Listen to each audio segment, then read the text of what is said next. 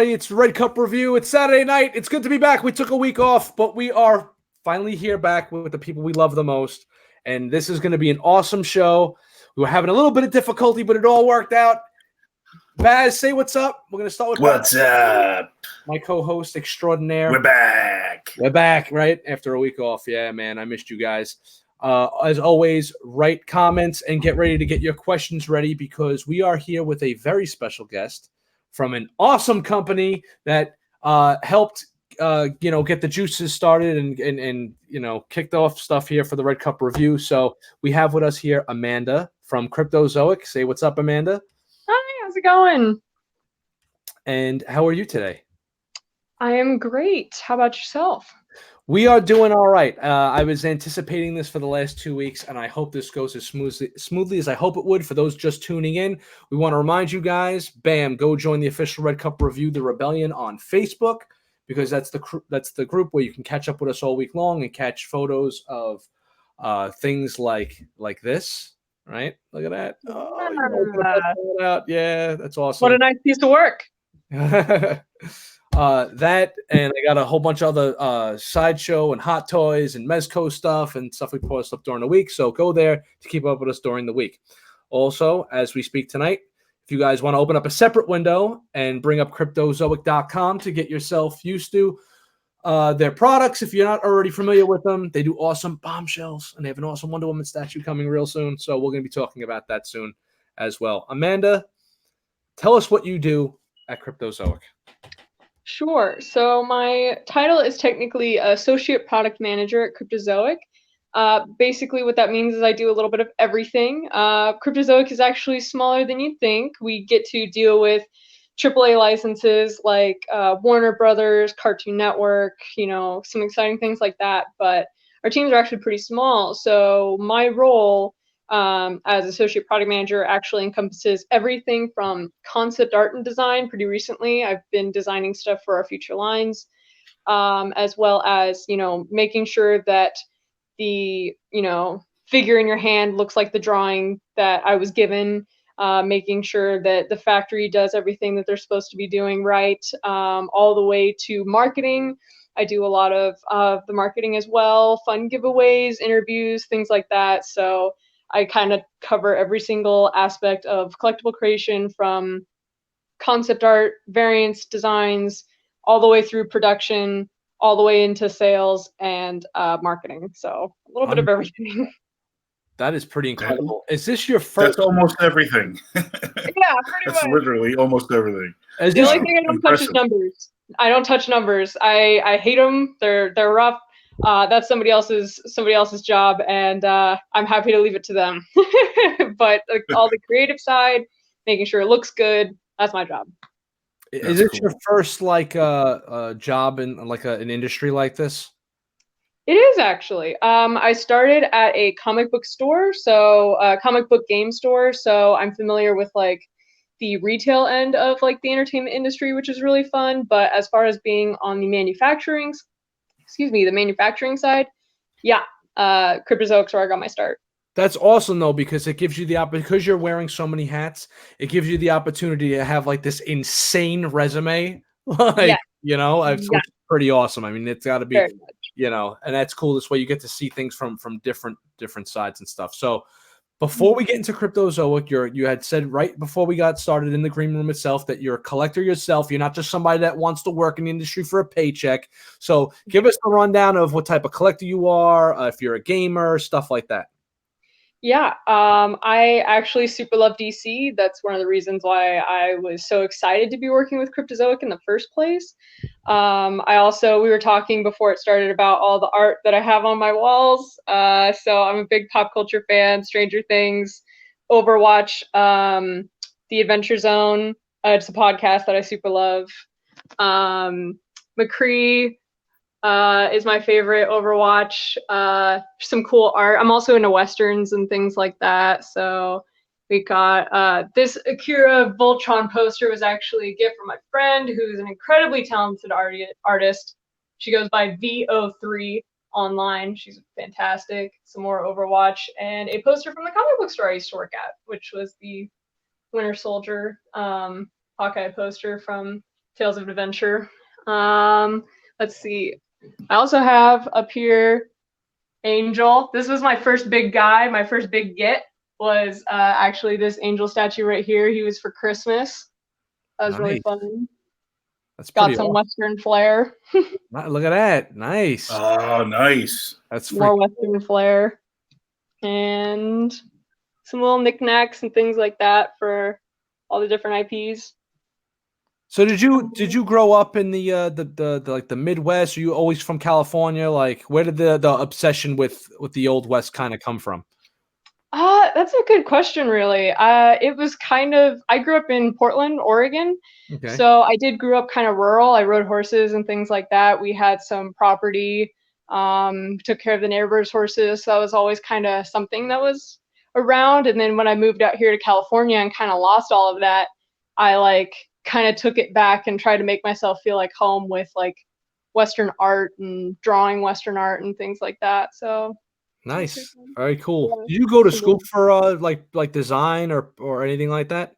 I did. I went to Laguna College of Art and Design, so LCAD in Laguna Beach, which is really fun. That's cool. Very cool. All right, good. This was my super cool side, which was Star-Lord, more cowboy stuff, and then my pride and joy is actually my Catwoman collection. Nice, very cool. Oh, sweet, Nightwing. Yeah. Funny enough, I usually accumulate the like matching Catwoman and Nightwing from the same series, so I just kind of combine them on the same shelf. That's so cool. Yeah, so those are my faves. That's yeah, we're big DC guys over here. Yeah, you're in like the home of like we like Marvel too, but this is like a DC house kind of. Wonderful. Yeah. One question I wanted to ask you was, and it's like it's perfect because it ties in. I want to ask you if you ever thought of like doing like public domain characters and specifically Western characters. So. You mean for Cryptozoic or like in my for Cryptozoic. Well, for Cryptozoic, yeah. We've thought about it and toyed with it, but we've never really had anything strong enough to pursue, but definitely not out of the question. Right. It seemed like when Cryptozoic started out, they started with did they start with the Cryptkins? Was that like one of the first things? No, the Cryptkins are actually kind of a recent development, actually. Cryptozoic got our start back in 2010. 2010 started with the WoW trading card game. So we actually started as a trading card game company. For the first year, we were exclusively the WoW trading card game. And then after that, we started to expand into other licenses, including different board games. DC Deck Builder was one of our early launches that was really popular. Walking Dead was another big license we got early on. Rick and Morty was another early get that we got. It was really cool. One day I found a note back in some of our trading card stuff, I think when we were working with Justin Roiland as Lemon Grab in Adventure Time, and he had this handwritten note that he included with his like autographs for Lemon Grab or something, and it was just like, hey, so thanks for this, and I have this new show coming out. It's gonna be called Rick and Morty, and I'd like to work with you guys on it. It'd be really cool. Okay, thanks, bye. And I found that note. I was just like, oh my god, this is like a piece of history. But anyways, I digress. So we got into those licenses pretty early. And then collectibles actually only showed up 2016. So that was kind of the most recent addition to Cryptozoic. And then Cryptkins themselves, which are my favorite thing to work on, if I could pick a favorite, those started last year. So that would be like, or 2018.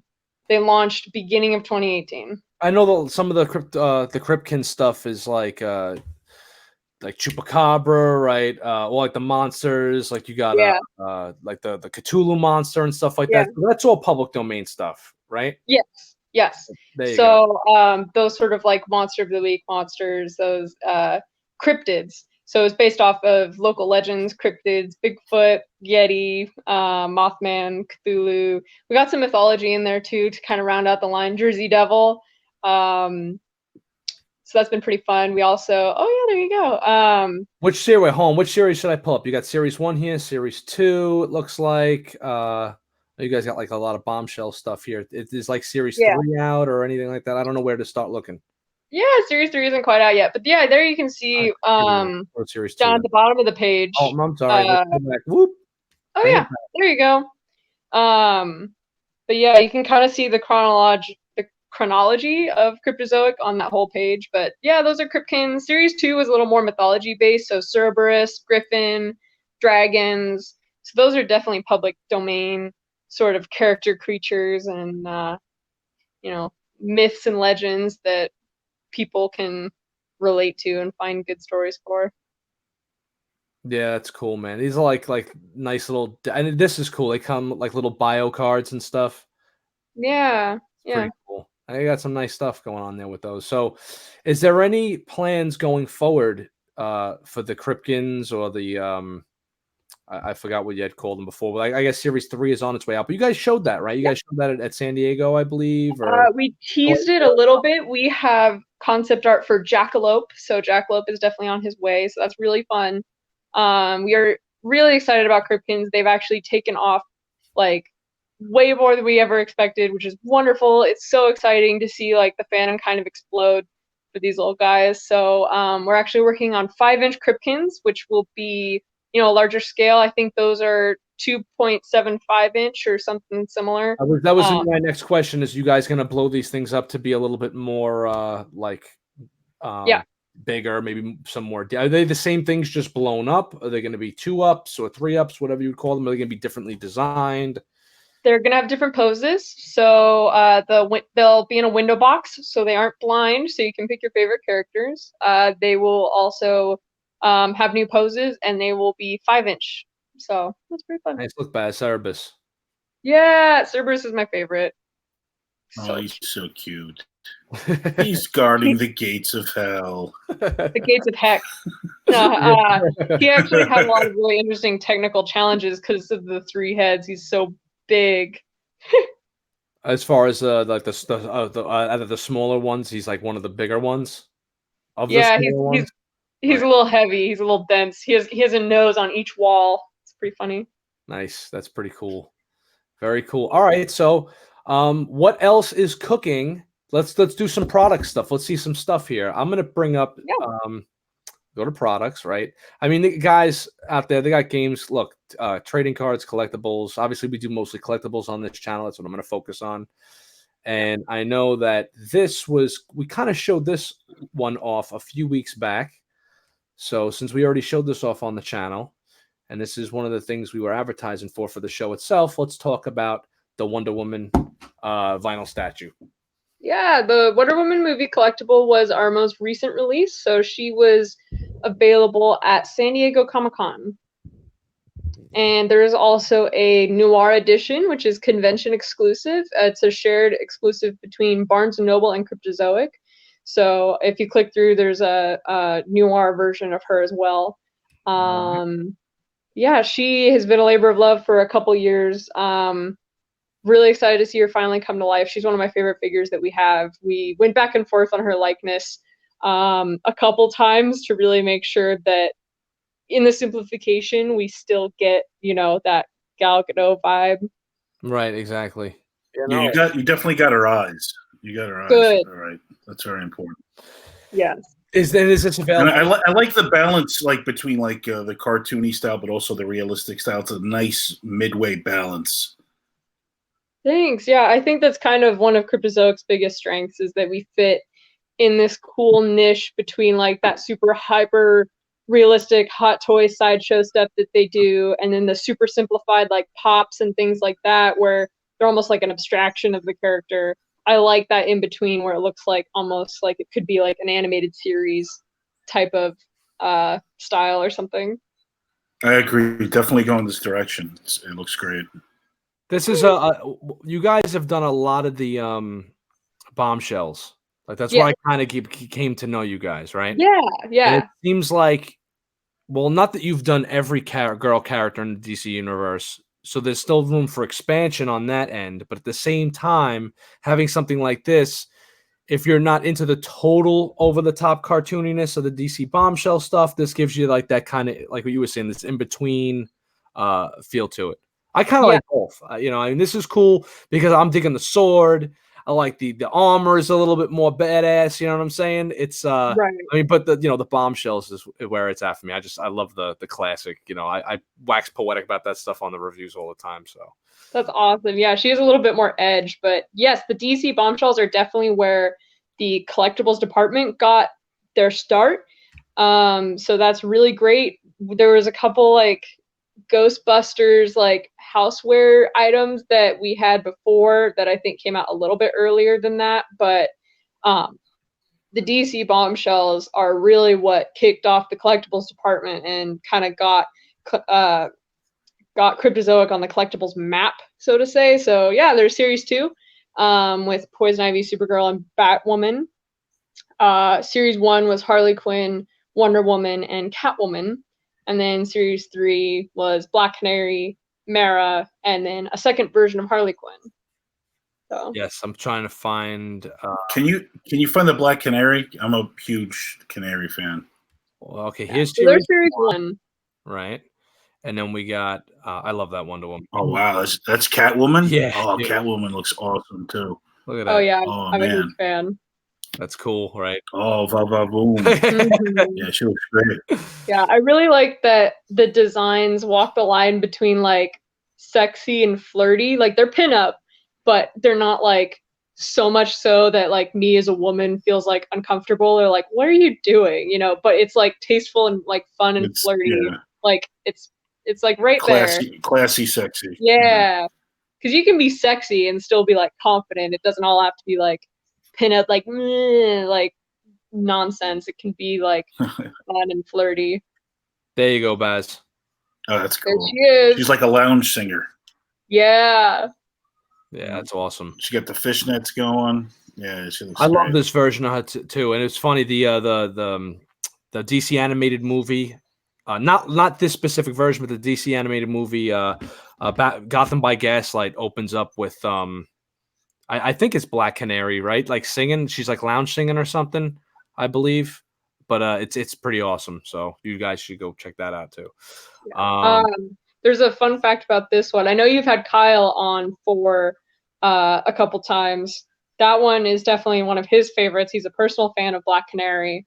That's for damn sure.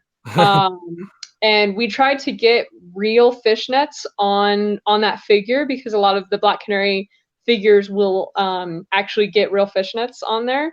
We tried samples, but due to the construction, the sculpt of her legs, it didn't work. But what we did instead was it's actually the design of the fishnets are carved into the figure. And then what they do is they take a black wash of paint and they wash her legs in black paint and then wipe off the rest so that the wash sits in the imprints, and then they wipe it off to show the rest of her legs. So that's awesome. That's cool detail. See how they could get stuff like that done. And that was going to lead to my next question, was the logistics of doll making, statue making, action figure making. Like what goes into like the logistics of these things, as far as like, take us through the process from design conception to release. How does this work? Yeah. So there's all sorts of, like, if we're to talk about like chapter 0, there's all sorts of discussions about, you know, what is popular, what are people looking for, what do people want, what hasn't been done, you know, all sorts of things like that as far as idea and concept, really making sure that what we want to do like satisfies a fandom, and that, you know, that it's something that we can be excited about. After we have the idea, we take it to either an in-house artist or freelance artist. We work with so many different talented artists. There's Pedro Estudillo, who is the artist that created that bombshell look that Cryptozoic is known for. He's the concept artist that actually designs those and draws those, which is very talented. There's a couple other artists, Stephen L. Or Stephen L. I forget, unfortunately, but there's a couple other artists that are credited on the website under their work that they've done that are really great, and some are also in-house artists like myself. for some of the things like that. Jeff Parker's another really great designer.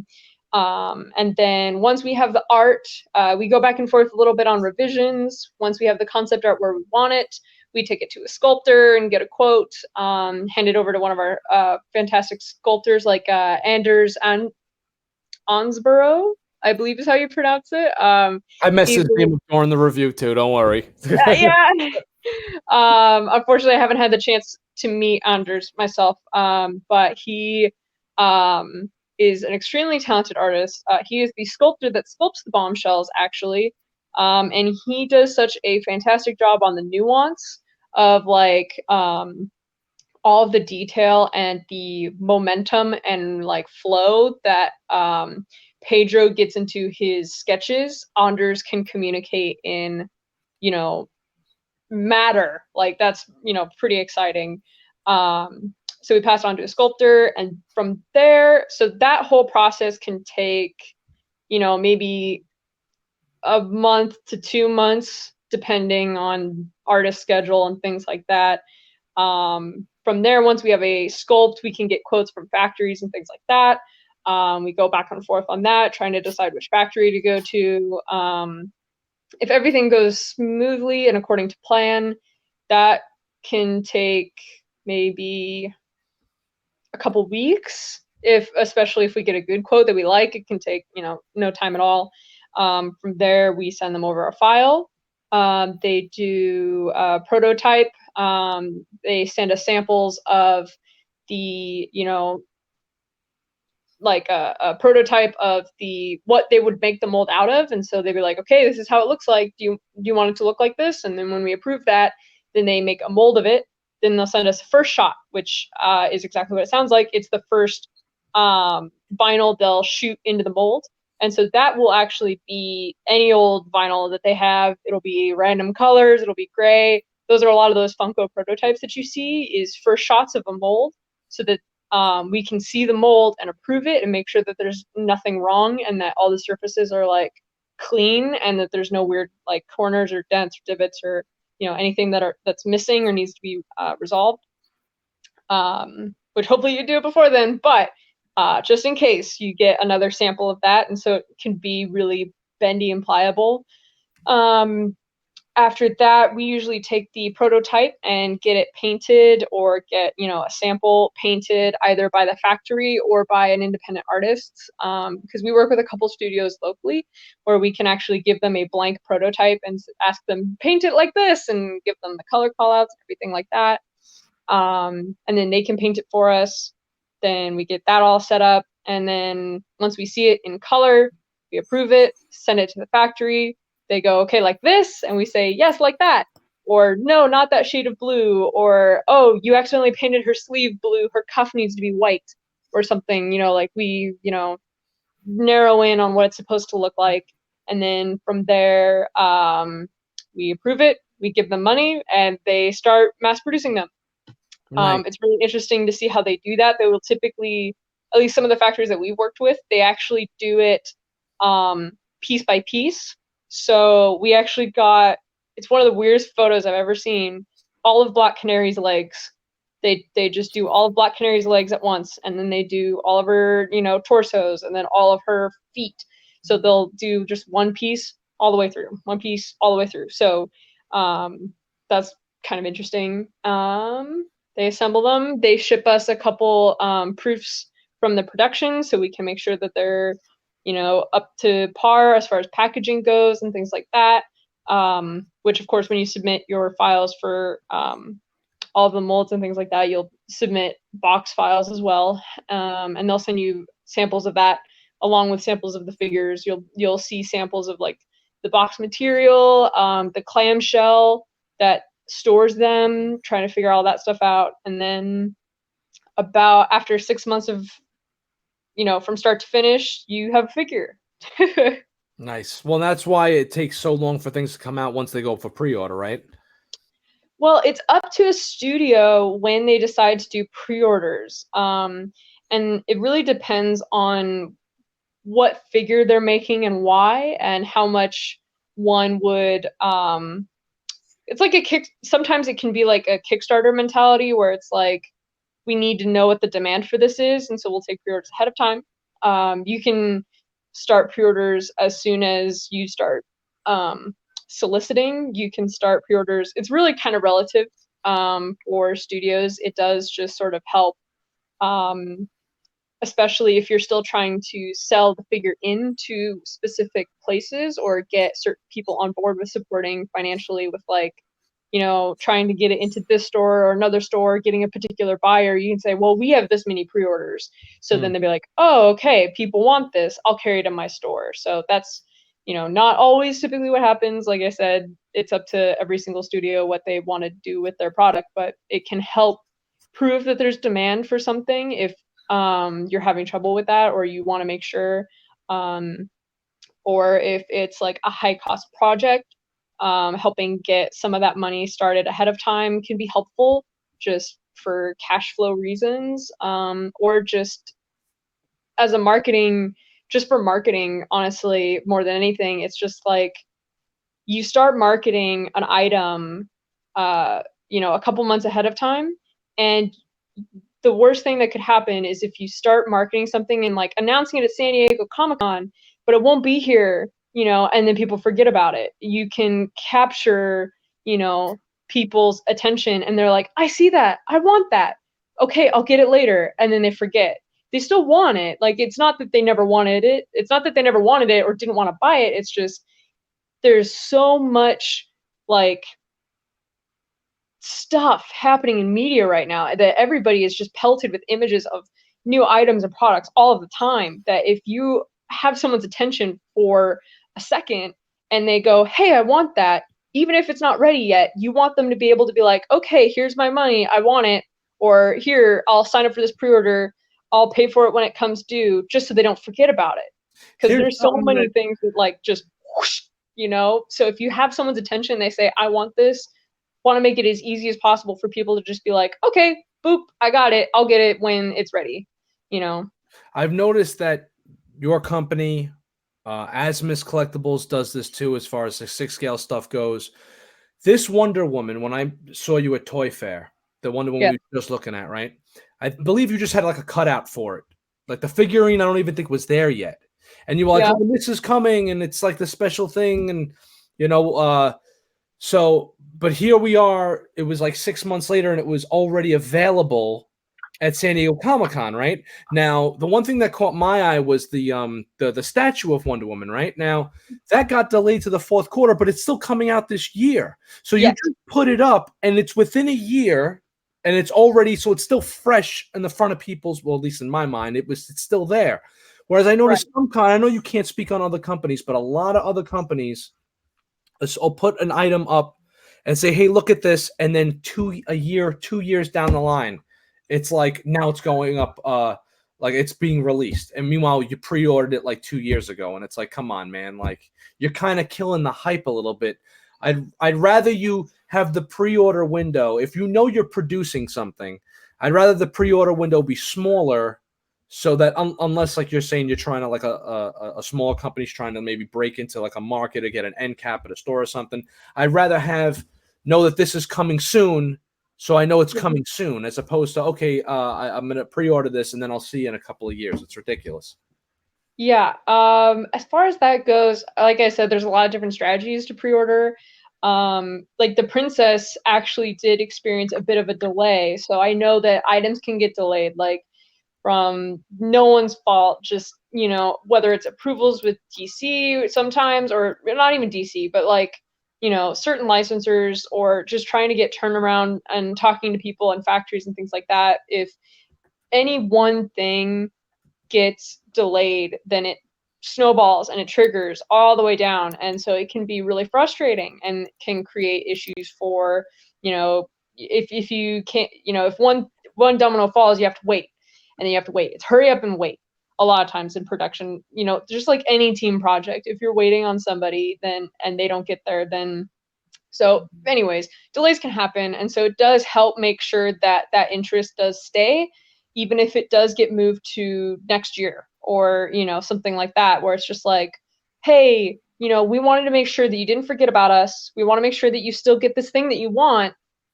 we can't bring it to you as fast as we thought. We want to make sure that you still stay up to date on your item and, you know, kind of keep that interest. There are also people that fund things and do pre-orders way ahead of time to gauge stuff like that. And then I think there was even, who was it with the Ninja Turtles? Was it Monda? No. Someone NECA?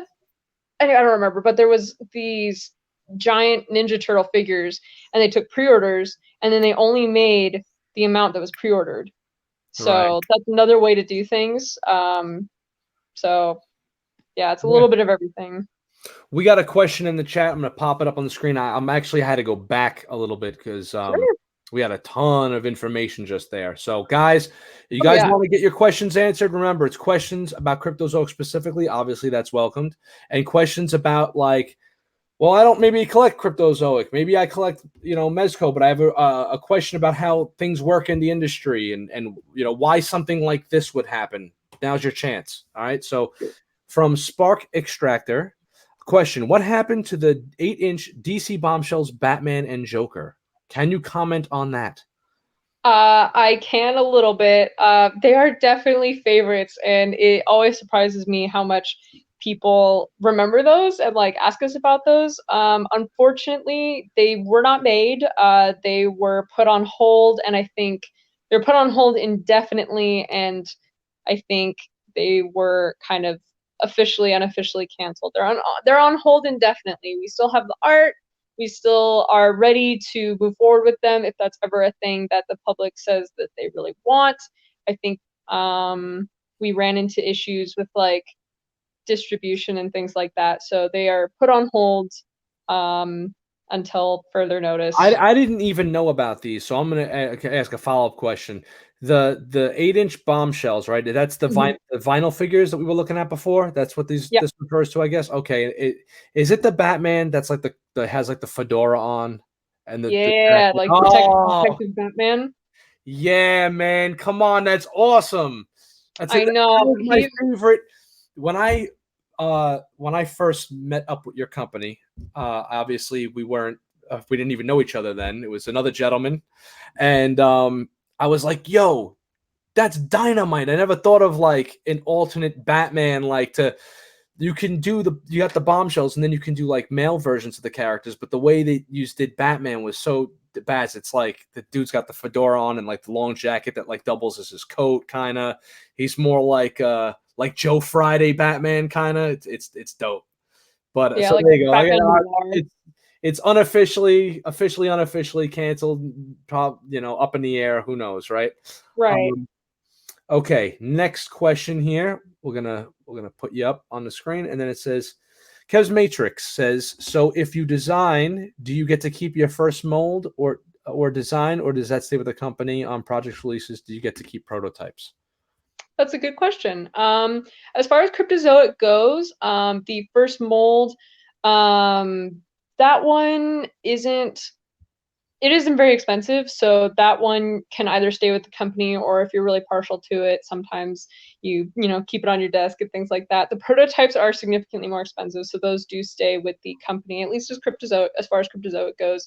But what you do get is artist proofs. So if you're familiar with artist proofs, then you know what those are. But in case you're not, that will sort of be those first samples of the product that has ever been made. So especially if something is numbered, there will be a few that are outside of the number. Like if something's numbered to 300, there's 1 to 300, but then there's also a couple APs. So it'll be AP out of 300. So those are outside of the numbered amount, and those are for the artist's proof to, you know, check and make sure that it is, you know, up to par. But then also the artists do get to keep that, so they get the very first samples of the product that are ever completely fully produced. So then I'll ask another follow-up question that I think is interesting, has to do with this. What happens to the actual designs themselves, the actual artwork, kind of? Does the artist get to keep that? Does that go into the company? Does that get auctioned off? Ooh, that's a good question. As far as Cryptozoic, that art stays with the company. A lot of times we put it on boxes or things like that, or for advertisement or something like that sometimes. But it's part of the contract that art is for the company. And a large majority of the time it is digital, so that as far as the work that I have done, it stays, in the company's servers and things like that. But as far as that, all art that is produced is property of Cryptozoic. Nice. Well, there you go. That's cool too. Someone, Kev, the guy who just asked question, also mentioned that it would be cool to see those characters, like those designs, bombshell versions of the Sin City girls. That would be pretty cool. Ooh. Yeah. So, all right, here's a question to tag on to that. You guys have a license with DC. Is that an indefinite license, or is it only certain characters that can get made? Do you guys have access to the entire DC library? That's a good question. I believe that we have. So, as far as licensing goes, it can be split multiple ways. So, as far as Cryptozoic goes, I'm pretty sure that most things we can touch. We can touch most things, provided that we're doing it under their approval. The things that start to get restricted for us is what we can do with it. So they've split into, we have the figural license. So if it is a figure, we can do that. So we can make a figure of things. We can make board games of things. For example, one of the biggest outcries that we get, which is more in the games community, is we have our DC deck building game. They want digital DC deck building game. They want us to make an app of the game, which would awesome. make sense. But unfortunately, we don't have the digital DC license. So we can't technically make an app because our license doesn't cover that. So there's some insight into how licenses work, right? Like you have to have a license, even though you might have a DC license, you have to have a specific DC license concerning each individual thing you're creating, Right, which, if you're paying attention to the toy community, there's always big hubbub when a master toy license moves, which I think Mattel's master toy license just switched to Spin Master or something. Mm-hmm. So that means that a master toy license means you're the only person that's allowed to do that. So that's a big deal. So there's things like that. Or it's like master toy license for action figures of a certain type or things like that. And like one of the interesting things was like we were talking about doing cars for something, and our stipulation was it was approved as long as the wheels don't move, because once the wheels move, it's in a different category that we don't have. But if it's a car and the wheels don't move, it still counts as part of the figural license. So that's sort of where it starts to split into different restrictions as far as what we can and can't do. But as far as DC, we can, touch almost all properties under like Warner Brothers umbrella. It's just a matter of what we can and cannot do with those properties. Nice, very cool. Baz, take this one. There's another question. When is their Batman Batarang hand statue coming out? And if they still plan on releasing the Catwoman Ivy Two-Face hand statues? Wow, we got some Cryptozoic deep cuts in here. You guys are paying attention. It's always really cool to me that, we show concept art for some of these things and they'll get delayed or canceled and people still ask about it. I'm like, wow, people are paying attention. They really want these. It's really cool. But unfortunately, the Batman Batarang hand statue was put on hold. Unfortunately, we're still talking about it. Haven't forgotten about it, but we also didn't want the release to be too close. We got really excited and started talking about it, but once we started looking at strategy and things like that, we didn't want the release to be too close to the Harley Quinn Puddin' Pop. We wanted to give the Harley Quinn Puddin' Pop her time to shine and, really let her, Rob has one of them. Yeah, there she is. Got a preview copy.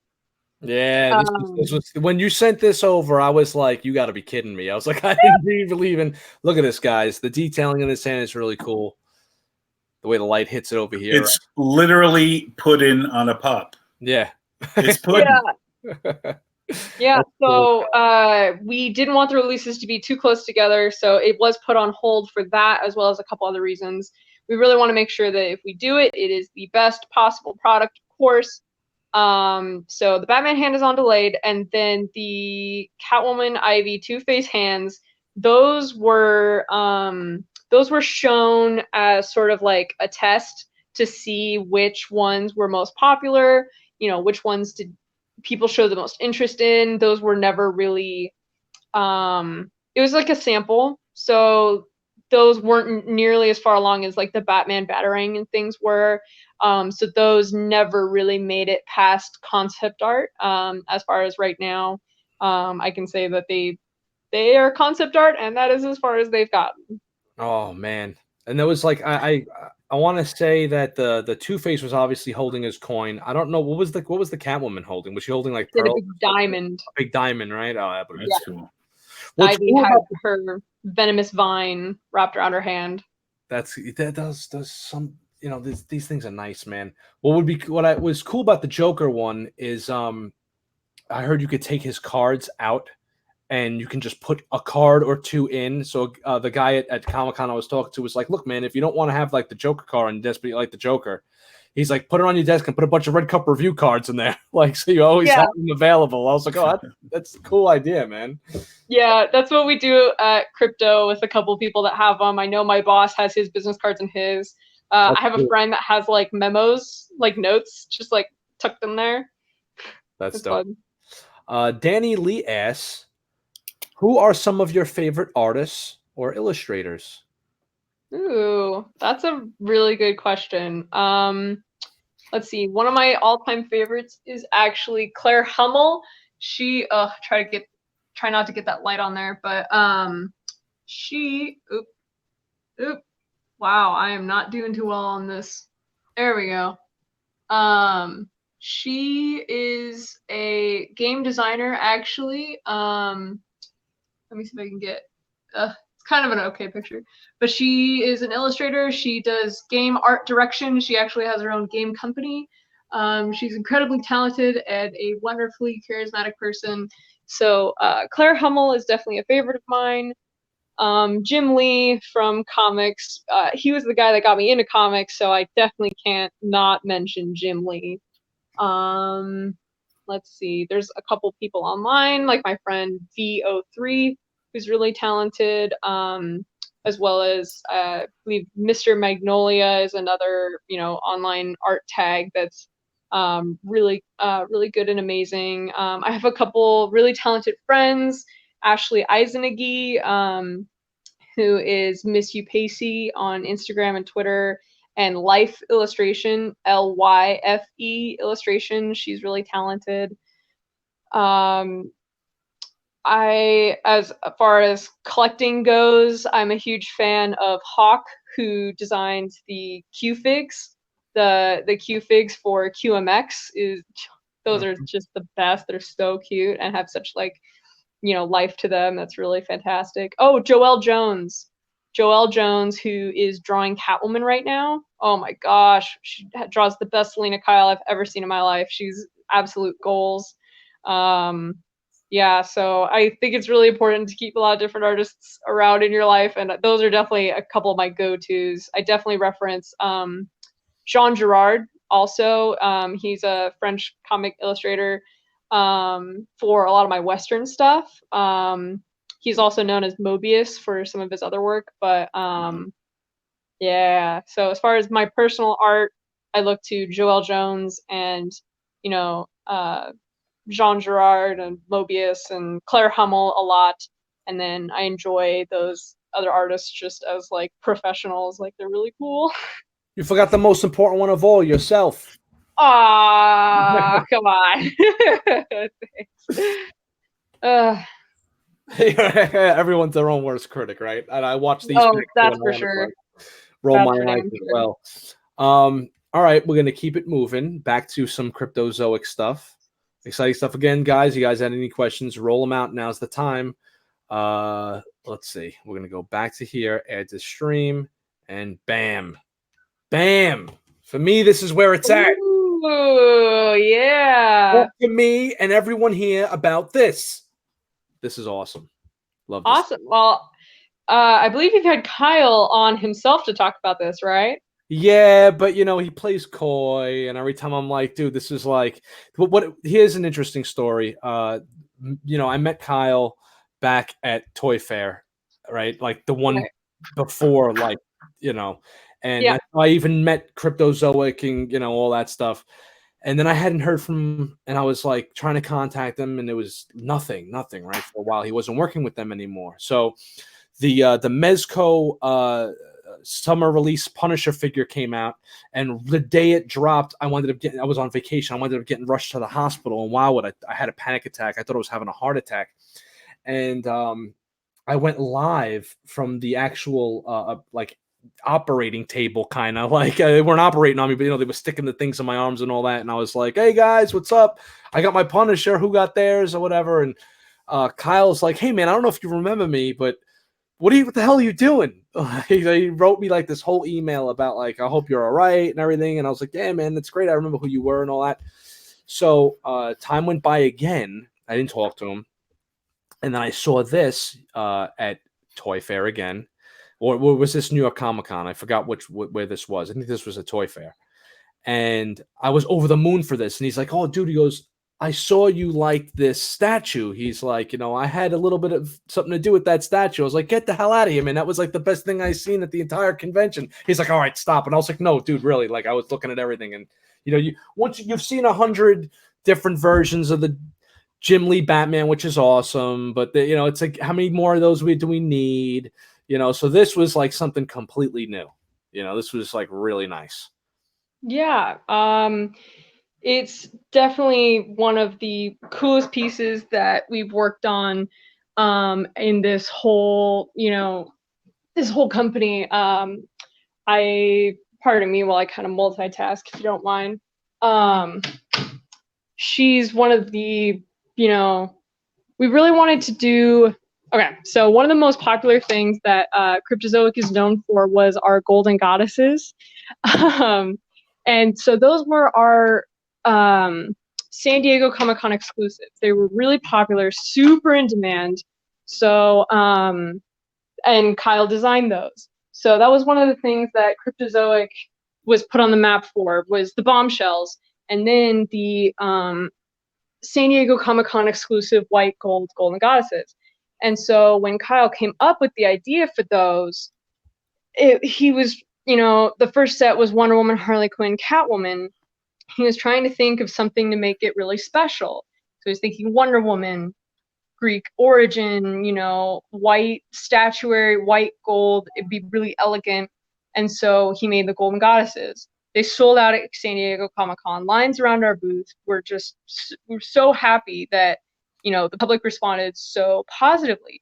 It's fantastic. And so it was one of the things that we become known for. We always have golden goddesses in San Diego. So from there, when Kyle kind of moved up in the ranks, and then to the point where we were trying to decide what it is that we wanted to do for 2019, we were looking at what it is that made Cryptozoic, some of the things that we're known for, one of them being the golden goddesses. And so he decided, why not take my original idea all the way to fruition and do Wonder Woman as the ultimate golden goddess. Wonder Woman paying homage to her Greek, origins, like the fine art, grandeur of it all. And so that's where he began with the Wonder Woman Princess of Themyscira statue. So she was actually based off the Venus de Milo when we originally submitted the first concept art. But we submitted it to DC, and they said, this is good, but Wonder Woman can't not have arms. She needs her gauntlets and like her bracers, and everything to be Wonder Woman. And so he then had the unenviable task of figuring out what her arms were doing. So what the Venus de Milo's arms were doing. And one of the ideas was that she was holding a spear. So that was the one that looked strongest to us. It was very regal and elegant and powerful. So that is the final version you see there. That's awesome. What's cool is that it's not flat. Well, I don't know did you guys wind up going with a flat white because it looked like it had like a marble-esque kind of paint going on there too? Yeah. So she'll be sort of like a matte white marble stone type texture with the metallic gold accents. That's awesome. I have a whole setup plan for this too. They got the new Wonder Woman coming out from Mezco. You know, like actual posable Wonder Woman. So I'm gonna have her like kind of posed up next to this with this behind her, like, you know, the Greek That's, statue and the Greek that's god awesome. come alive, you know, type thing. I just think it's freaking dynamite, man. You know. Oh, cool. I'm glad. Is there any? Hold on. Where's the other golden goddess stuff? We haven't covered that. We haven't taken a look. It's not statues like this. You're talking the Golden Goddess stuff that you were talking about is like the bombshells done in this style, right? Right. So that would be the Golden God. Actually, I could show you them because I have them. Oh, there we go. Hold on. Oh, cool. Frame and boom. Can you see those little ladies in there? Oh, okay. Cool. Yeah. Yeah. Wow, you guys did all of them in that style. I didn't know that. Yeah. So sorry, there's a lot of glare because I put them in box protectors, but you get the picture. Yeah. Cool. So it's white gold treatment of the vinyl figures for the San Diego Comic-Con exclusive edition. Now, do you guys do like a lot of these collectibles? Do you guys like do one-offs? Are they? Do you guys have an idea what you're going to be doing? Like, okay, we're going to do a line of these. We're going to do one, see how it sells. Like, let's say you guys do this Wonder Woman statue and it blows up. Do you guys then take it from there and say, okay, maybe we can do another one, maybe in a different style, take another character and see how they would fit with something like this? Are there any other plans to make? Because that statue's polystone, right? Yes, polyresin. Polyresin, you know, same difference. Is there any plans to do anything else in that type of super high quality, not vinyl, let's say, you know? Right. We would certainly like to. She's the first in the CZX brand of statues, which is Cryptozoic's own high-end brand of product. She is the first one, so unfortunately we do have to. I would love to just jump into like 8 more, but we do kind of have to hold our horses and see how she does. I imagine that she will do great. So we do have a couple concepts, you know, in our back pocket just in case. But for that one, we're waiting to see how she does, you know, business nonsense before that we can greenlight any more. Right. Yeah, makes sense. But yeah, we've done both of those for different strategies for different products. For the DC Bombshells, we did them in sets of 3 because we were confident on them. We wanted the set right away. You know, we wanted a strong launch, so we did 3 at a time. For Vinyl Terrors, which is another recent launch that we did, we wanted to do more of a slower rollout and see what fan response was to the line as a whole. So we started with Freddy Krueger, and then we're seeing the timing on that figure before following it up with any of the others that we have in our back pocket. So that one will be kind of more of a slow rollout. That's the one you're talking about, right?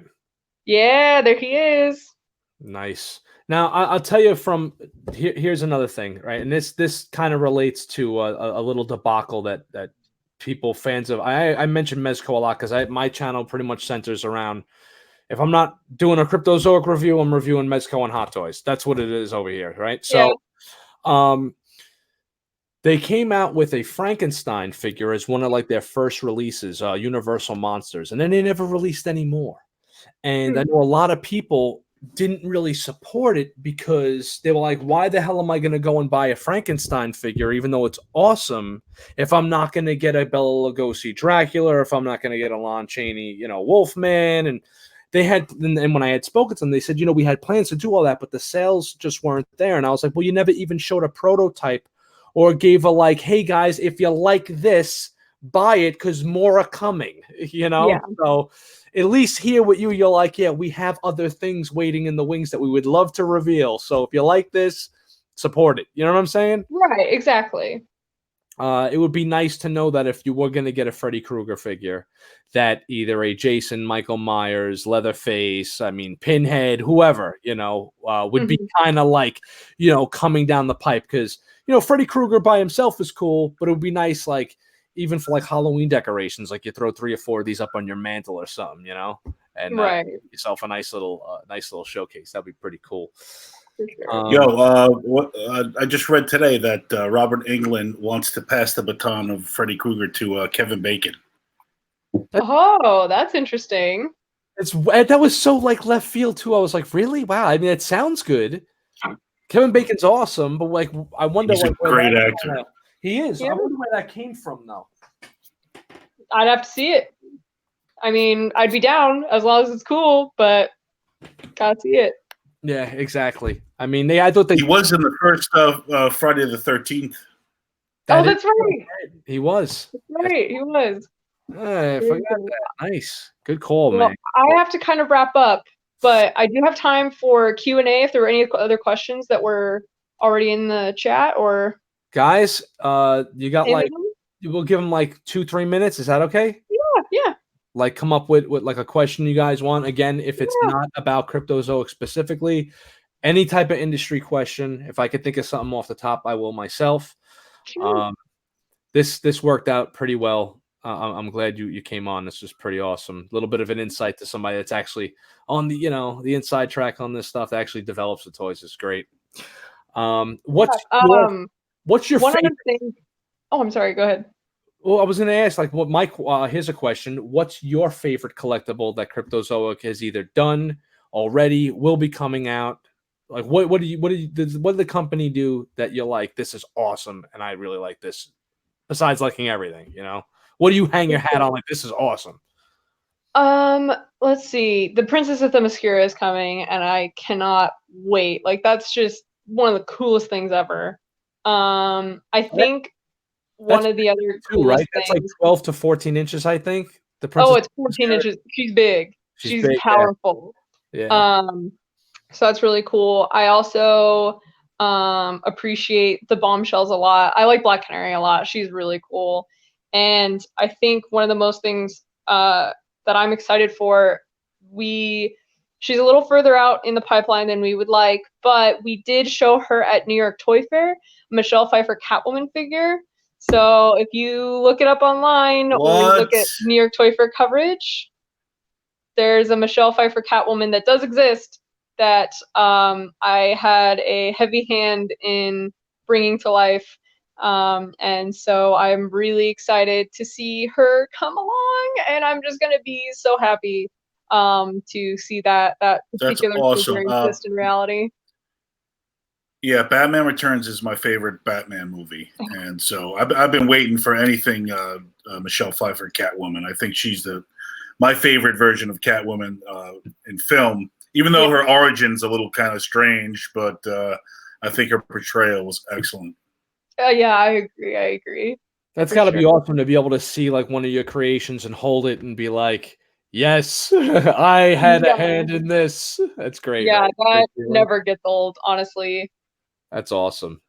All right, Kev's Matrix, real quick. Any Wonder Woman 84 stuff coming down the pipe? Thanks for the cool interview. Oh, that's the new Wonder Woman, right? Yeah. That's a good question. We talked about it, so it's not impossible. But I think that's kind of all I can say about that, as far as anything about that could be. That's cool. I could totally. Then I'll say something. That's totally like you got this new Wonder Woman that just came out this year. Then this year, the new gold armor, like the new look for the movie. You guys are gonna do that in that armor, please. That's all gold. That's all Golden Goddess right there. Yeah, exactly. For sure. Awesome, Amanda. You are the best. Thank you for all the support that you've given this channel, and thank you for coming on our show. This has been wonderful. You can have carte blanche. You come on whenever you want. You got a new product you want to show off. You got anything going on. You just want to come on and BS as just you. Whatever. It's all good. Great. I'll be sure to reach out to you once I have that princess prototype sample. Oh, yeah, definitely do. Thank you so much. You're the best. I will talk to you soon. Thank you for coming on again. Guys, don't go anywhere. Me and Baz are going to continue the show. Amanda, say goodbye to the chat. Bye. Thank you so much. Take care. Hope I said some interesting things. No, it was great. You were awesome, Amanda. Come back. Yeah. All right. Thank you so much. See you soon. I'll talk to you soon. See you soon, whatever. Yeah, that's good. I'll see you guys. Bye. Awesome. She was cool as F. Yeah, man, that fudge. was awesome. Awesome. Damn, it was a success. That's just wonderful. All right. It was awesome sauce. I'm being PG this episode. Oh yeah, no, this is a total PG episode, and that was awesome sauce. That's just probably the nicest way to put it. Okay, so news of the week, Baz. I got a couple of more minutes before we're gonna close this out. We got about a half hour left if you want to blow through some news of the week. News of the week. So much goddamn news, man. Okay, Spider-Man. What's going on with Spider-Man? Is he show off first? Yeah. Oh, quick haul. Okay, quick haul. Let me do a quick haul. The crap that I got that came in the mail actually this week. We got Netflix Punisher Mezco. Oh, nice. He's got him with his pistol, and he's got a revolver, and he's all messed up because he's a psycho, and he gets his ass kicked, but he comes back for more because he's an awesome Sicilian superhero. So yeah, he looks good, man. He's great. I couldn't figure out how to put he has like a huge like Gatling gun type thing. I couldn't figure it out in time to get it to show to show it on the show. So I gave him the 2 guns and shit. But he looks great. And I picked up this 2-pack. Spidey and Craven. Craven's Last Hunt. Nice. Which you bought me that trade for my birthday one year. I don't remember, but it was the best Spider-Man story that I had read to date. Nice. That's so if you have not read Craven's Last Hunt, it's a dark story, and we recommend it. It's great. But so I picked up the 2-pack, and man, he looks good. The Mezco Punisher, he looks really good. Did you get Gordon? Be happy with him. Huh? Did you get Gordon? Gordon, yeah, I got Gordon. Gordon, we got Gordon. Gordon's alive. He's still in the box. Still in the box.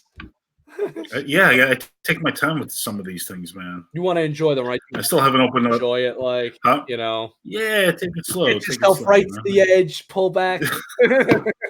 Dude, you're not being PG, man. Come on, chill. Chill. I didn't say nothing. Edging. Talking about edging. Can we fart now? Can we fart? Pickups of the week on my end. Guys. On my end, I have Count Dooku Hot Toy, but I already put him up on the shelf. The review is dropping either tomorrow or Monday. It would have dropped today if I didn't have to prepare for the interview with Amanda. But it's all done. The review is done. I got the Hot Toys, Count Dooku. I also picked this up. This came in the mail, and I'll be doing a review on this soon too. Doom, doom, doom, doom. I got a Kit Bash custom from Caustic Plastic, Conan the Barbarian. And I believe did he run you? This was, you got the outfit, but he doesn't have right now I don't have like his shirt on him, and he has like a shirt that he wears, and he has like a vest with like a leather vest and something else he comes with, or another pair of like these furry underwears, and he's got his boots with the straps on them. I got to redo the straps because they're not put on correctly. And he's got, the sword, and he's got the dagger. The dagger comes out as well. The body you had to buy separately. So the body ran me, I think, $70. And it's like, it's one of those Fischen bodies, Fischen, whatever. It's like fleshy. It's real. It like feels like real flesh skin. And it's got like a metal skeleton that runs through it, so you could like pose it and stuff. But you don't want to stretch it too much because the skin is rubber. So it came with the head sculpt, the swords, and the outfit, and that was, I believe, $180. Because all the outfit, everything is made from real animal hide and leather. It's all real, so it's like real metal, real leather. The here is die cast. PETA's gonna be knocking on your door, dude. Let them knock, bro. I'll just close the door right on their stupid asses. I'm the one who knocks. Yeah, Kev's Matrix said that he bought the haired version. I didn't even know there was a haired version. I had no clue about that, but that is awesome. This is a fantastic figure. You're gonna love it. The detailing on the sword is great. Great. Big time. Big time. So those were my pickups of the week. And And that's it, man. I'm waiting for my New York Comic-Con badges to come in. You want to look at some cool stuff that was revealed? Let's look at some cool reveals. Cool reveals. Okay, I got a screen share. Screen it. Back to the screen. Air it to the share. Nice. There you go. There we go. Take it away. Mafex, Peter B. Parker, one of my favorite versions of Spider-Man from Spider-Man Into the Spider-Verse. Complete with dad bod and depressed person jogging pants and non-matching footwear. Does he have two different slice of pizza? He's got a little bit of a gut there. Total dad bod. That's him in his Spider-Man outfit with the gut. He's got the friggin' back fat. He's friggin' awesome. He looks great, man. He's got a friggin' coffee mug. Yeah, that's pretty excellent, man. Oh, look at that! He's got 3 different heads. I don't know, 4 heads total, but yeah. Jeez, man, are you getting this? Of course, I love this. I love the voice actor. I don't know who played him, but he did a great job. Yeah, it's a great characterization of an older Spider-Man. I love it. He made the movie for me. He was great. Yeah, I loved it. Because Matrix said Spider-Verse 2 in the works 10-4. Yep, there will be another Spider-Verse, definitely. Okay, I got one more. We're going to speed through this. Bring it up. Okay, hold on. This I went nuts over. Friggin' Green Lantern versus Predator. Yeah, it's nice, man. From NECA. Yeah. You got a Hal Jordan head and a John Stewart head. It comes in the 2-pack. I like. So you either buy 2. I like how they made the Predator. Like a what you call it? A yellow lantern. Yellow lantern, and all his weapons are constructs. Yeah, it's awesome. Look how awesome. He's got the Sinestro core emblem. I mean, look at how great Hal Jordan looks. Yeah, it looks like Skyver Drome. Looks just like an even advanced Skyver drawing. Yeah, they're jacked too. They're like 90. These NECA versions of the DC characters are like 90s, like the way the 90s artists drew them, like super jacked. But yeah, that Predator looks amazing. John Stewart looks great too. So shit, might have to buy 2 of these jammies. And this is NYCC exclusive. Really? So you may have to do me a favor. Oh my God! You know how hard it is going to be to get these friggin' things. Jeez, at the NECA booth, huh? Really? You got to remind me when it comes around. Yeah, because it's Comic-Con, man. There's 100,000 people trying to kill each other for this shit. I'm sure the set. Yeah, maybe I'll score it online. No, look, if I can get it, I'll get it for you. That goes without saying.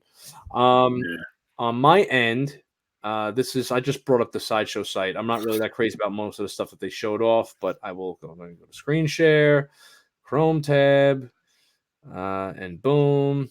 A lot of guys have probably already seen this too. The cheetah from Tweeterhead. That's the new cheetah statue that's going up for pre-order. And if you get the exclusive version from Tweeterhead itself, she has like the long hair, like her hair out. What version of cheetah do you like, Baz? You like her with her hair out? Oh man, it's I like both of them. So do I. I really like both. I can't really pick. I mean, I look at this one. I'm like, yeah, that's how I display her. Then I see the one with the hair. I'm like, maybe I display her like that too. Like, But Cheetah's great. Freaking. She's Wonder Woman's best villain. Oh yeah, definitely. And I know you weren't that crazy about this series, but she was awesome in that Alex Ross superpowers type. I forgot the name of what was it called?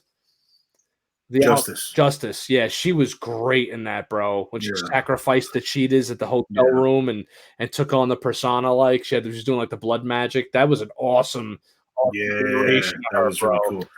I had that DC. DC Direct. I had the figure, the action figure, but the legs broke off because they were very fragile. Yeah, the plastic was fragile. Yeah, they were fragile. Those whole figures. But so she looks great. I don't know if I'm going to get her. I'm trying as hard as I can to just stick with the Trinity: Superman, Batman, Wonder Woman, and keep it at that. But she looks great, and I like looking at cool shit. So It works. Yeah, I was actually contemplating getting her too, man. There's so Yeah, much stuff, she looks so you good. know. There's so much stuff. What was Yeah. the other big thing this week? It was that was revealed the Captain America, right? Let's see. Captain America the worthy cap from Hot Toys. Yeah, I got to go to Facebook for that and go to the Hot Toys page, right? Hot. Okay, Teal. Real quick, Matrix 4. What do you think? I hated Matrix 3. I loved Matrix 1 and 2. Matrix 1 is one of my favorite movies of all time. Matrix 2, I really enjoyed a lot. I know a lot of people crap on that movie. I hated the third one, but I am interested to see what they're going to do with the fourth one because, dude, it's first of all, it's Keanu Reeves. It's the Matrix. Why the hell not? You know, it's been long enough to kind of like be like, I wonder where they're going to go with this. And that could be interesting. So let's do it. Fuck it. You know, especially with Carrie-Anne Moss returning. Is everybody still hooked up to the Matrix? Are they being used as human batteries still? That some of the ones that were able to free themselves were, and the ones that wanted to stay were able to stay. So like the humans in the Matrix kind of like brokered a deal where like the ones that want to be freed are allowed to be freed, and the ones that want to stay are allowed to stay, and that's it. Oh, so they got to choose. Yeah, they got to choose. Woo! Woo! Yeah. Here you go, worthy cap. Are you worthy to own this worthy cap in your collection? That's exclusive to the convention that's going on now, right? The 23 Expo convention. This is exclusive to that currently, but Sideshow is going to be having a few of these. You can guarantee they're going to have a few of these. They like money. Exactly. Right off the bat, the emblem is too small on his chest. The coloring isn't as bright as it should be. Other than those two little nitpicks, he looks great. He looks as good as the other one that was coming out. He does not come with the alternate head sculpt, but instead he comes with the Loki staff. He comes with a LED light up Mjolnir with lightning effects. And he comes with, he has the broken shield like the other one does, but this one, and he comes with the Tesseract. But he also comes with broken pieces of the shield itself. If this is going to cost as much as the other cap, just go get the other cap. If this is going to be $279 with one less head sculpt and less interchangeable with the no interchangeable face plates, go with the other one. $279, please. That's got to be over $300, no? Yeah, shipped with tax, it's going to be over $300. Not necessarily this one. I'm talking about the other cap, like the actual Hot Toys release that's the movie cap is $279. So this one it should be significantly less. I don't give a shit what they say. These extra accessories cost nothing. Danny Lee says, I got to take off. I will catch the rest of the show on Rewind. Great guest interview. Keep up the good work. Dan's the man. The Maverick is with us. Y'all see the Mandalorian trailer? You're damn right we did, and we're getting to that soon. I love when Maverick shows up. He's freaking awesome. And he wrote, she's dead. Who's dead? Who's dead? Predator, I don't know. Who's dead? Carrie-Anne Moss? I don't think she's dead. She's very much alive, if that's what you were referring to. So, Baz, yeah, this is like, it's cool. It looks great. You know, I guess for the convention exclusive, it makes sense. You know, if you're going to release something as an exclusive, make it kind of like, a lot of people are like, boring. And it's like, look, man, no one's going to D23. None of us are going. This is fine. You know, this isn't something to sleep over not getting, but it looks great.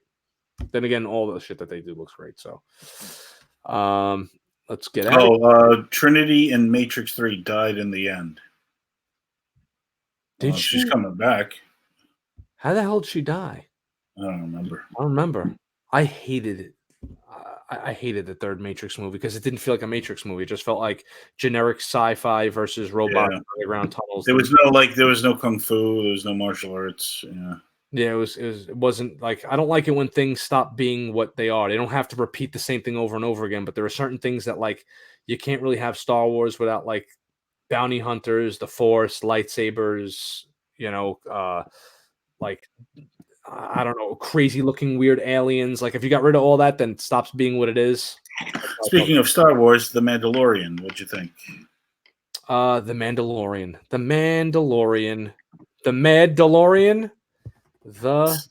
Mandalorian trailer. I'm bringing it up. Well, you know what? I don't know if we should even try watching this. because I don't want Disney to completely take the Red Cup review and just fucking wipe it off the face of the earth. But I will say that the Mandalorian trailer looked lovely. I loved it. I absolutely loved it. That's the direction Star Wars needs to go. Yeah, it's just great. I think that The Last Jedi, whatever this new one's called, The Return of Skywalker or whatever it is going to be good. You guys know about how I feel about the Star Wars movies, but this looks like, because they're going to be taking a break from the movies, this is great. I loved everything about it. Pedro Pascal, you don't even see him, and he's playing the Mandalorian. It looks wonderful. Gina Carano, one of our favorite athletes / actresses. Yeah, man, she's wonderful too. Oh God, yeah, gorgeous. She's the real deal, man. If you have the chance, watch this movie called Haywire. It was her first movie that she starred in, and it's got Ewan McGregor in it, and the dude who plays Magneto. And there's a fight scene between her and what's the actor's name? The Magneto. Yeah, he's Magneto, bro. Okay, she fights Magneto. It's just a friggin' excellent fight, and she just kicks ass throughout the whole movie. It's a great action movie. Check it out. But yeah, I'm excited about seeing her in it. You got Carl Weathers, man. Come on, It looks like a movie. It looked like a movie. I was sitting there watching this going, yo, Disney poured a lot of money into this, man. This is like cinematic, very cinematic. It looked like another Rogue One kind of. Like, yeah, exactly. It's the Rogue One direction they need to go into. That was their best movie that they put out. I don't know, man. The problem with Rogue One was the characters, I think, were just too forgettable. Like I didn't. I like the world. I just don't remember that movie. I didn't care about the people in it. Donnie Yen and the other dude, what's his name? Baze Malbus or something? I want that should have been the whole movie. Those two guys are awesome. And fucking people up the whole movie. Yeah. Here you go, Baz. Mike Fassbender, thank you.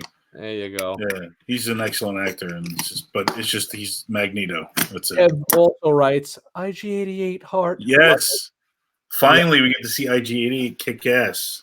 Oh, looks great. Used to fantasize about that since Empire Strikes Back as a kid. Like, seeing these bounty hunters, man. I want to see Dengar, bro. I want to see what he could do. Yeah. No, it looks great. And Maverick also says plus Obi-Wan. Awesome news. Oh, yeah. Awesome freaking news, man. It would be pretty interesting if they did.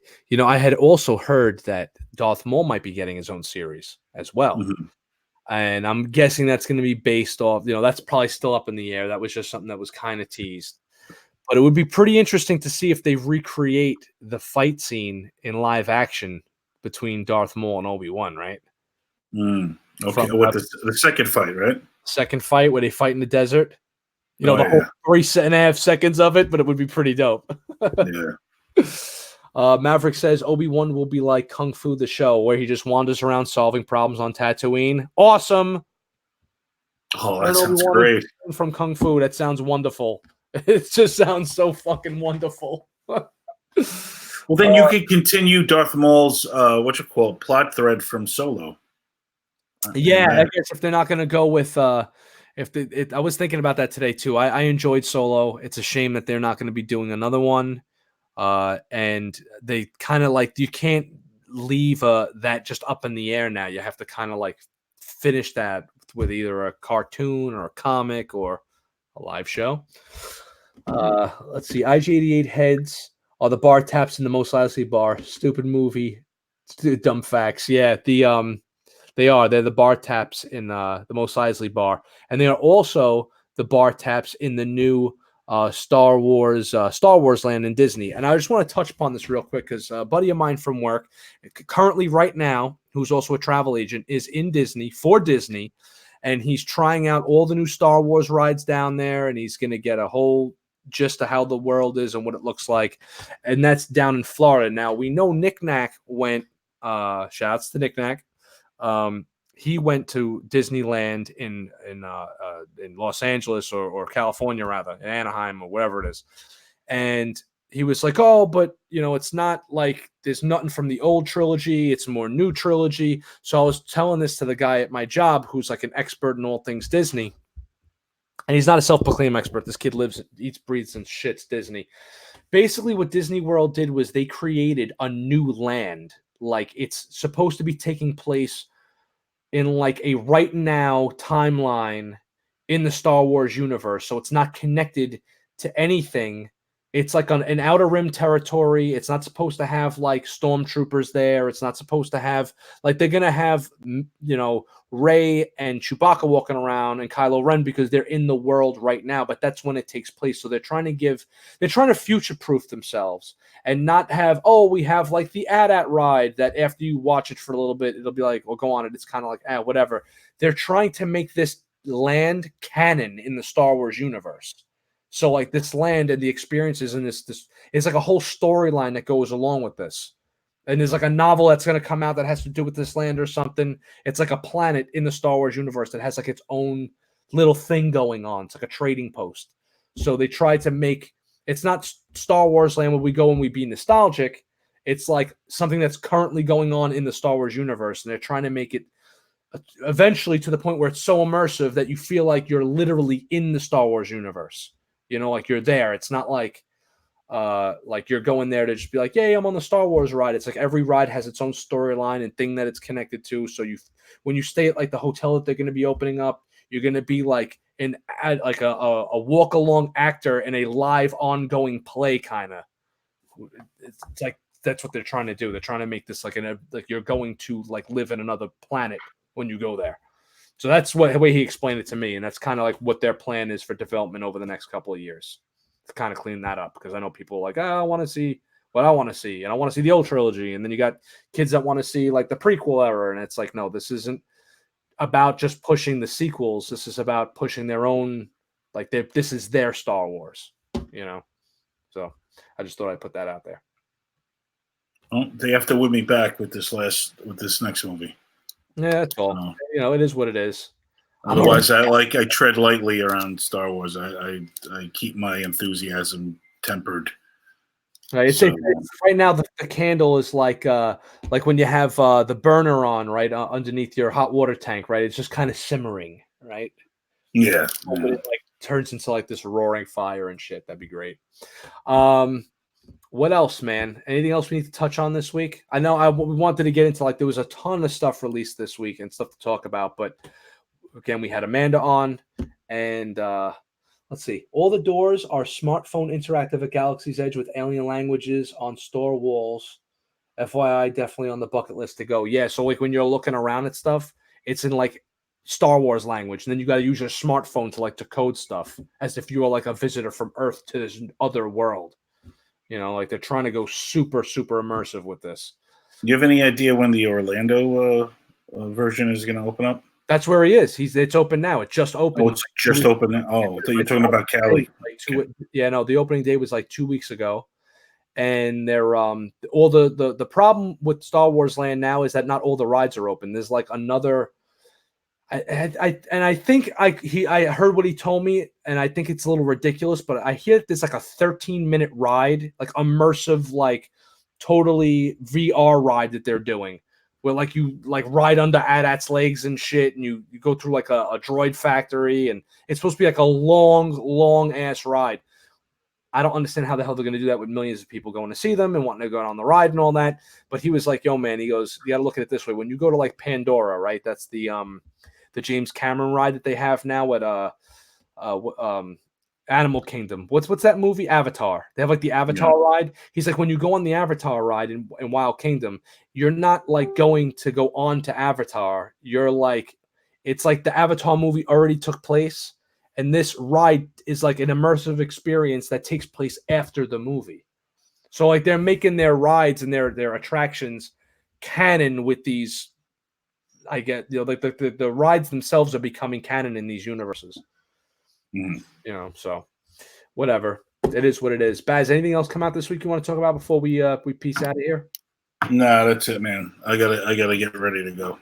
Yeah, I think we kind of sped through everything. But again, thank you, Amanda and Cryptozoic, for treating us. We hope we were good guests to you. Speeder bike roller coaster versus the Ewoks, says Kevin Matrix. We'll put that up before we sign out of here. Again, guys, remember, go join the official Red Cup review community, the Rebellion. The name is going to be the Rebellion. That's the thing that won. We put a poll up. It was either going to be the Red Legion or the Rebellion. The Rebellion won on a landslide. So that's it with the friggin' Rebellion. And we are taking off. Make sure to like this video and stay tuned next week. I don't know what the fuck we're going to do next week, but we're going to do something cool. All right. My focus has been a little all over the place with the whole back to school stuff with the kids and everything else. Baz, oh yeah, it's always good to have you here, man. Open up the Gordon. It's going to be awesome. And I will talk to you soon, everybody. Much love. And if you got any other questions, I got a direct line to Amanda, so you guys can hit me up or hit up the Facebook page and I'll shoot it over. Or I'll get answers for you guys and stuff. All right. Have a great weekend. No, I want her to show us that Catwoman, dude. The Michelle Pfeiffer. Oh yeah, no, I didn't even know that she was going to mention that, or I would have had a picture up for it. But yeah, so we'll probably get even better pictures of that at a Toy Fair. At Toy Fair at the New York Comic Con, and I'm going to be doing a walkthrough with them at Comic Con. At New York Comic Con, I'll be doing that's right. You're going Thursday, right? Yeah, you're doing Thursday. She's probably not going to be there until Saturday and Sunday. She's there though because she's got to go to Dallas Toy Fair. Dallas is having like the fall Toy Fair, and New York has the winter Toy Fair or the spring, winter and fall or whatever, however the hell they do it. So she's going to be like doing 2 days at Dallas Toy Fair and then taking a plane up to New York to do the last 2 days at New York Comic Con. So I don't know if I'm going to get a chance to see her, but I'm definitely getting a walkthrough with the company anyway. And I don't know. Guys, write me. Let me know what you want me to cover at this friggin' thing. It's coming up in a month and a half. Not even it's a month away, a month and a week. You guys want me to go run up on any artists or writers or go talk to, I'll be doing something with Sideshow. I already got an invite to come do a walkthrough at Sideshow, so I'll be doing that too. All right, gentlemen. You gotta meet up with Tucci, our boy Billy Tucci. Yes, I know. I can't wait to get my Zombie Sama. When that comes in, we're gonna try and get Billy back on the show. Ladies and gentlemen, Rob Banks saying we'll see you next week, same bad time, same bad channel. Take care, brush your hair, Baz. Much love. We'll see you guys soon. Good night.